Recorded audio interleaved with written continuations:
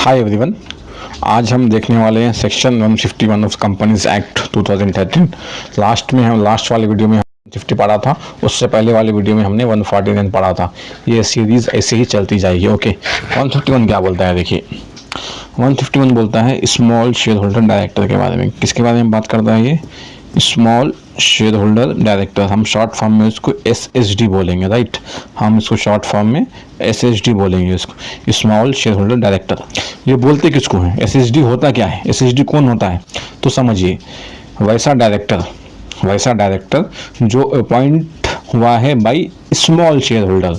अब बात आ गई यहाँ पे, स्मॉल शेयर होल्डर किसको बोलेंगे? वैसा शेयर होल्डर जो कि किसी कंपनी में लेस देन और इक्वल टू 20,000 नॉमिनल वैल्यू के शेयर्स होल्ड कर रहा है। Less than equal to 20% nominal value के शेयर्स होल्ड कर रहा है, उसको हम बोलेंगे शेयर होल्डर। वो शेयर होल्डर जो भी डायरेक्टर को अपॉइंट करेगा किसी लिस्टेड कंपनी में, उसको हम बोलते हैं SHD, small share holder director.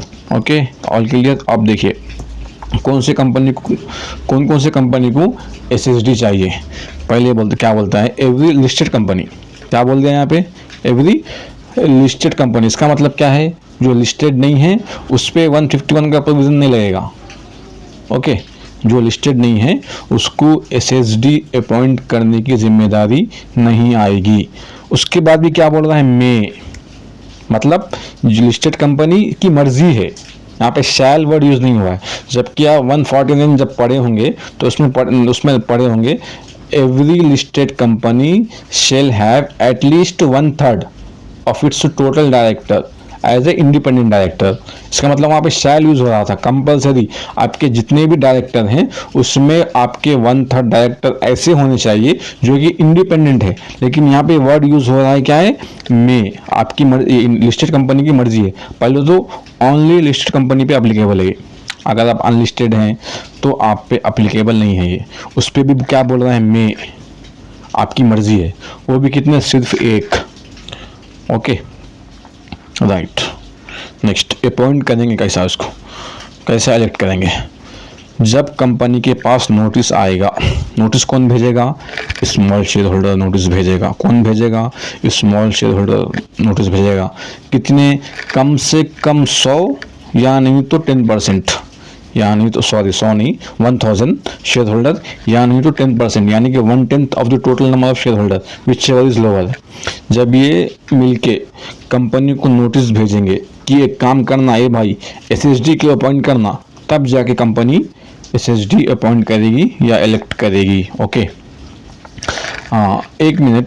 हम लोग जब से SHD बोल रहे हैं, SHD है क्या? मतलब Y we need SHD?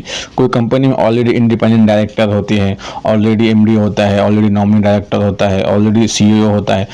Then why this SHD? Then why we need small share holder director? देखिए बात सिंपल सी है।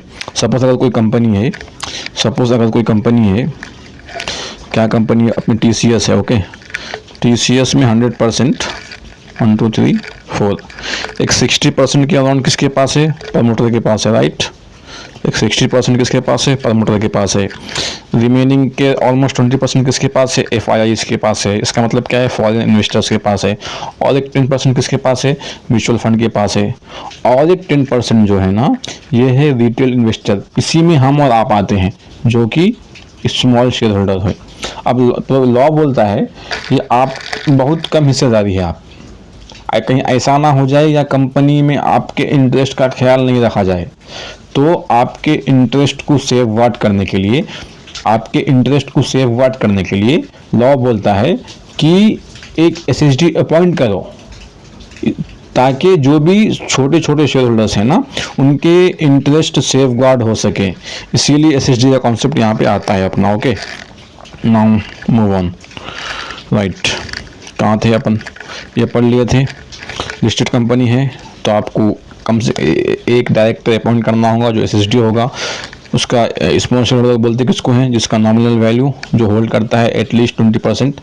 और कब ये अपॉइंट करेंगे? जब आपको नोटिस मिल जाएगा कंपनी को। अब देखिए नोटिस कब देना है? एटलीस्ट 14 डेज बिफोर मीटिंग के 14 दिन पहले ये आपको नोटिस देना होगा। ओके, यहाँ पे एक इंडिपेंडेंट डायरेक्टर क्या बोल रहा है देखिए। अगर आप किसी कंपनी में एसएसडी हैं तो क्या आप आईडी भी बन सकते हैं, क्या आप इंडिपेंडेंट डायरेक्टर भी बन सकते हैं? लॉ ने बोला हाँ, प्रोवाइडेड आप 149(6) एंड सबसेक्शन 7 दोनों के प्रोविजंस को कंप्लाई कीजिए। अगर आप कंप्लाइंट हैं तो आप एसएसडी के साथ साथ आईडी भी बन सकते हैं वो कंपनी का। क्या बोला? क्या आप किसी भी कंपनी में एसएसडी हैं तो क्या आप इंडिपेंडेंट डायरेक्टर भी बन सकते हैं? लॉ ने बोला हाँ, लेकिन प्रोवाइडेड आप 149 सबसेक्शन 6 एंड सबसेक्शन 7 के प्रोविजन को कंप्लायंस करना होगा। Then only you will become a ID in which you are SSD. Okay, एक टाइम में कोई एक पर्सन कोई 2 ही कंपनी में एसएसडी हो सकता है, प्रोवाइडेड वो 2 कंपनी कंपीटिंग बिजनेस में ना हो। प्रोवाइडेड वो 2 कंपनी कंपीटिंग बिजनेस में ना हो। सपोज आप डायरेक्टर एसएसडी हैं एक्सिस बैंक के, साथ में एचडीएफसी बैंक की भी एसएसडी हो सकते हैं कि आप नहीं हो सकते हैं? लॉ बोलते हैं आप कम से कम मैक्सिमम 2 कंपनी में आप एसएसडी बन सकते हैं, लेकिन वो 2 कंपनी कंपीटिंग नहीं होना चाहिए। आप टीसीएस में और अपना अडानी में आप हो सकते हैं एसएसडी, लेकिन एचडीएफसी और अपना एक्सिस बैंक में नहीं हो सकते हैं एक साथ। देखिए, और SSDs are not liable to retire by rotation. उनका टेन्योर कितना होता है? 3 साल का होता है। 3 साल के बाद उनको, ये 3 साल खत्म हुआ इनका यहाँ पे, 3 साल उनको कूलिंग पीरियड मिलेगा। 3 साल यहाँ खत्म हुआ, फिर यहाँ 3 साल उनको ठंडा करा जाएगा, फिर उसके बाद वो अपॉइंट हो सकता है। ये 3 साल के दौरान वो कंपनी से किसी भी तरह से एसोसिएट नहीं होना चाहिए। ओके राइट, खत्म हो गया आपका सेक्शन, इतना ही था। नेक्स्ट वीडियो में हम देखेंगे 152, जो कि थोड़ा अच्छा है, लंबा है, समझने के लायक है, पढ़ने की कुछ चीज़ है उसमें। ये सब तो खुद सेक्शन था, आपने लास्ट 150 भी पढ़ा, कोई खास मतलब कंटेंट था नहीं उसमें। जितना हमने 149 में पढ़ा उतना ही ऑलमोस्ट हम 152 में पढ़ने वाले हैं इन कमिंग डेज। कल या परसों वो वीडियो भी आ जाएगी। Till then okay bye, take care.